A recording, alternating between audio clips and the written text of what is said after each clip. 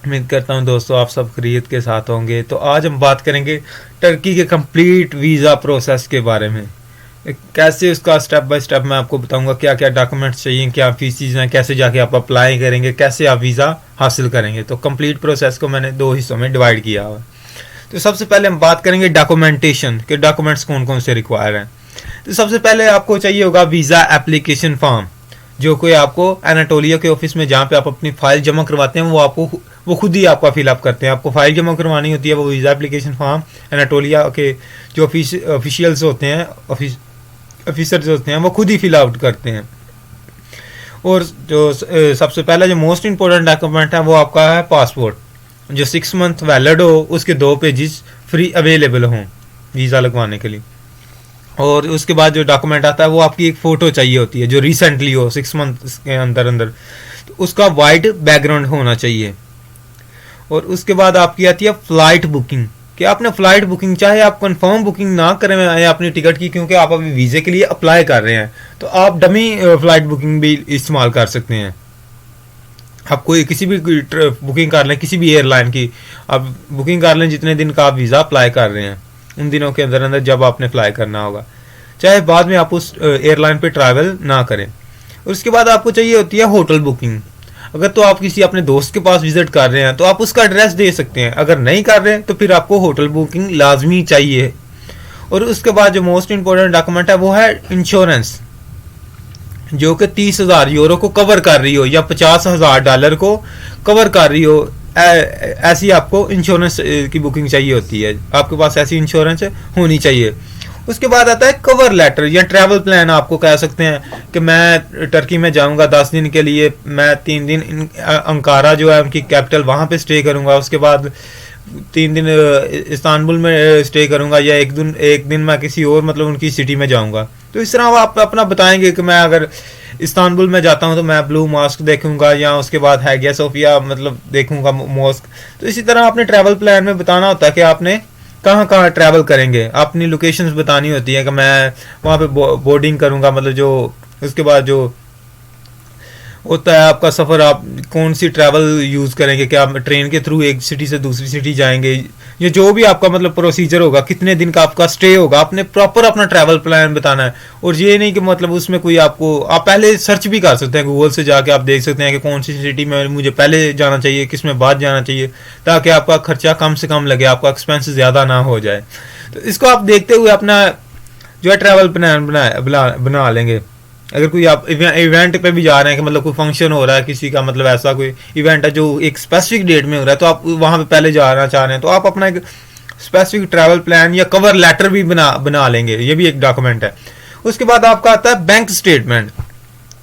तो bank statement में आपको चाहिए होते हैं बैंक से 2 डॉक्यूमेंट, जो आप बैंक में जहाँ पे आपका अकाउंट ओपन होगा आप वहाँ से जाके ये 2 डॉक्यूमेंट ले सकते हैं। सबसे पहले एक तो आपकी बैंक स्टेटमेंट होगी, वो तकरीबन आप 1 माह की भी, 2 माह की भी, 6 माह की, जितने की आप निकलवाना चाह रहे हैं। वैसे जो होता है मोस्टली लोग 1 माह की यूज़ कर रहे होते हैं, तो वो आप अपनी बैंक स्टेटमेंट लेंगे। और उसके बाद आप जो जिस बैंक में आपका अकाउंट है वहाँ से अकाउंट मेंटेनेंस लेटर लेंगे कि आपका कब से अकाउंट चल रहा है इस बैंक के अंदर।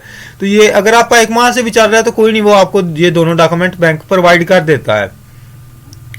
तो उसके बाद अगर अमाउंट की कुछ लोग बात पूछते हैं कि बैंक स्टेटमेंट कितनी होनी चाहिए टर्की के लिए, तो ये डिपेंड कर रहा है आपके स्टे के ऊपर। अगर आप 2 दिन के लिए स्टे कर रहे हैं तो आपका 4 लाख भी काफ़ी है। अगर आप 5 दिन के लिए स्टे कर रहे हैं तो मतलब जैसे आपका स्टे बढ़ता जा रहा है वैसे ही आपकी जो अमाउंट है बैंक स्टेटमेंट में मेंटेनेंस अकाउंट है उसकी अमाउंट बढ़ती जाती है। जैसे आप अगर 10 दिन के लिए स्टे करना चाह रहे हैं तो आपके पास 5-6 लाख रुपया होना चाहिए। ऐसे ही जैसे अगर आप 30 दिन के लिए स्टे करना चाह रहे हैं, वहाँ पे विजिट करना चाह रहे हैं, तो फिर आपके पास 8-9 लाख के करीब होना चाहिए। जितना आपका स्टे होता जा रहा है, क्योंकि आपका खर्चा उतना बढ़ रहा है, आपने वहाँ पे रहना है, आपने वहाँ पे खाना है, आपने वहाँ पे घूमना है, तो जितने दिन आप स्टे करना चाह रहे हैं उतनी ज़्यादा बैंक स्टेटमेंट होनी चाहिए। ये आप अपनी कॉस्ट ऑफ लिविंग को कैलकुलेट कर सकते हैं कि मतलब कितनी कॉस्ट ऑफ लिविंग आती है, एक दिन का खर्चा कितना बन रहा है, उस हवाले से आप खुद भी कैलकुलेट कर सकते हैं। और मिनिमम अगर आपके पास 5 लाख भी है तो ठीक है, इट्स इनफ, लेकिन आपको फिर ड्यूरेशन ऑफ स्टे को थोड़ा नॉर्मली कम ही रखना चाहिए ताकि आपके वीज़ा मिलने के चांसेस ज़्यादा हो जाएं। ये नहीं कि आपकी बैंक स्टेटमेंट कम है और आप ज़्यादा दिन के लिए ड्यूरेशन स्टे के लिए वीज़ा मांग रहे हैं, तो ऐसे वो कहेंगे यार ये इतना इसके पास जो अमाउंट है वो तो कम है और ये इतने ज़्यादा दिन स्टे करना चाह रहा है, ये कैसे पॉसिबल है। तो आप इस बात को ध्यान से रखें, क्योंकि ये मोस्ट इंपॉर्टेंट डॉक्यूमेंट होता है जब भी कोई एम्बेसी चेक करती है वीज़ा देने से पहले। उसके बाद अगर आप सिंगल है मतलब, तो आपका FRC लगेगा। आपकी पूरे बहन भाइयों को जितना भी रिकॉर्ड होगा नादरा से, ये आपको FRC एक डॉक्यूमेंट जो है वो नादरा से मिल जाएगा, ये भी आपको चाहिए होगा। उसके बाद अगर आप मैरिड हैं तो आपको MRC भी चाहिए होगा, मैरिज रिकॉर्ड सर्टिफिकेट, ये भी नादरा से आपको मिल जाएगा। अगर आप मैरिड हैं तो इसको भी अटैच कर लें। इसके बाद आता है NTN। NTN क्या होता है? टैक्स नंबर, जो नेशनल टैक्स नंबर आता है। अगर तो आप टैक्स पे करते हैं, आपका कारोबार है या आप इनकम टैक्स देते हैं एज ए इंडिविजुअल अपनी सैलरी पे, तो आप ये भी साथ में अटैच कर सकते हैं। उसके अलावा अगर अपनी आप प्रोफाइल को मतलब अपनी फाइल को और मजबूत और स्ट्रॉन्ग बनाना चाह रहे हैं, तो कुछ और एडिशनल डॉक्यूमेंट है, कुछ एक्स्ट्रा डॉक्यूमेंट है, आप उनको अटैच कर सकते हैं। जैसे अगर आपके नाम पे कोई प्रॉपर्टी है तो आप उसको शो करवा सकते हैं। उसके अलावा अगर आप सैलरीड पर्सन है तो आप अपनी 3 मंथ की जो सैलरीज की होती है स्लिप्स, आप जहाँ पे जॉब कर रहे हैं वो भी अटैच करेंगे अगर आप सैलरीड हैं। तो ये अगर आप पेंशन वाले हैं तो आप अपनी पेंशन का लेटर अटैच करेंगे। तो इस तरह वो अपनी फाइल के साथ जितने एडिशनल डॉक्यूमेंट अटैच करते जाएंगे, उतना ही वो जो एम्बेसी के जो कॉन्सुलेट के मेंबर होते हैं उनका आप पे ऊपर कॉन्फिडेंस बढ़ता जाता है कि बंदे के पास इतने ज़्यादा डॉक्यूमेंट है, ये ऑटोमेटिकली लाजमी वापस आएगा। तो ये तो हो गए सबसे पहले आपको डॉक्यूमेंट्स कौन कौन से चाहिए होते हैं। इसके बाद आपको मैं बताता हूँ प्रोसेस क्या होगा। तो प्रोसेस में सबसे पहले हम देखते हैं, ये तकरीबन 21,700 फीस है जो 22,000 के करीब बन जाती है। ये जो आपको फीस होती है फाइल बनाने के बाद, फाइल की फीस अलग से होती है डॉक्यूमेंट्स की।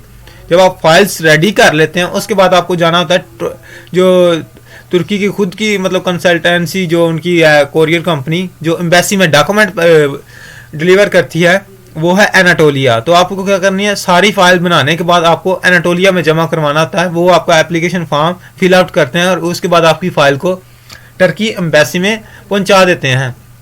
और वहाँ से वो आपको वीज़ा जब लग जाता है, आप पासपोर्ट जमा करवाते हैं, वीज़ा लग जाता है, तो फिर आप जाके एनाटोलिया के ऑफिस से अपना पासपोर्ट कलेक्ट कर सकते हैं, या अपना उनको एनाटोलिया को एक्स्ट्रा फीस पे करके अपने घर पे उसकी होम डिलीवरी भी हासिल कर सकते हैं। तो ट्रैवल इंश्योरेंस का अगर मैं बात करूँ तो इसकी फ़ीस आती है तकरीबन राउंडली 2 से 3 हज़ार, क्योंकि ये आपको स्टे पे डिपेंड कर रहा होता है आप कितने दिन का स्टे कर रहे हैं।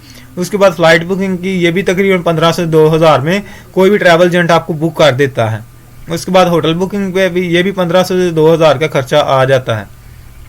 अगर आप ये तीनों डॉक्यूमेंट अगर आप चाहें तो किसी ट्रैवल एजेंट से बनवा लें, या फिर ये भी सर्विस जो है वो एनाटोलिया का जो टर्की का अपना ऑफिस है वो भी ये सर्विसेज प्रोवाइड कर रहा होता है कि आप उनके पास बाकी डॉक्यूमेंट्स ले जाते हैं और कहते हैं ये डॉक्यूमेंट्स मेरे पास नहीं है, तो आप उनको पैसे देते हैं तो वो खुद ही आपके ये डॉक्यूमेंट्स प्रिपेयर कर देते हैं।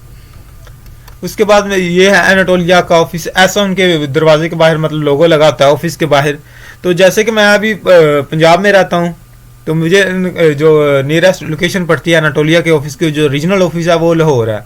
तो आप अपना देख सकते हैं, अगर आप इस्लामाबाद में रह रहे हैं तो वहाँ पे आप जमा करवा सकते हैं, अगर आप कराची में रह रहे हैं तो कराची का जो भी आपका रीजनल एनाटोलिया का ऑफिस होगा आप अपनी फाइल वहाँ पे जमा करवाएंगे और अपनी फीसिस और अपने सारे डॉक्यूमेंट्स वहाँ पे सबमिट करवा देंगे। जो अभी मैं आपको बता रहा था लाहौर, तो उसकी लोकेशन मैं आपको बता देता हूँ। ये लोकेशन है चुगताई लैब के साथ है हाईक्यू टावर। तो यहाँ के इधर ही उनका एनाटोलिया का ऑफिस है। आप यहाँ पे विजिट करके अपने डॉक्यूमेंट्स वगैरह का पता कर सकते हैं कि कौन कौन से डॉक्यूमेंट्स, क्योंकि हर साल पॉलिसीज थोड़ी बहुत चेंज होती रहती हैं, लेकिन मोस्टली 99% तकरीबन डॉक्यूमेंट सेम ही रहते हैं। तो आप अपना वीज़ा इस तरह जाके एनाटोलिया की जो टर्की की एजेंसी है वहाँ पे अपनी फाइल जमा करवा के अपना वीज़ा हासिल कर सकते हैं। और अगर आपको मज़ीद कोई चीज़ की समझ नहीं आ रही तो आप मुझसे व्हाट्सएप ग्रुप में मुझसे मैसेज करके पूछ सकते हैं। मैं उसका लिंक आपको डिस्क्रिप्शन में दे दूंगा। और उसके अलावा आप कमेंट करके भी पूछ सकते हैं कि हमें ये चीज़ समझ नहीं आई, मैं आपको बता दूंगा।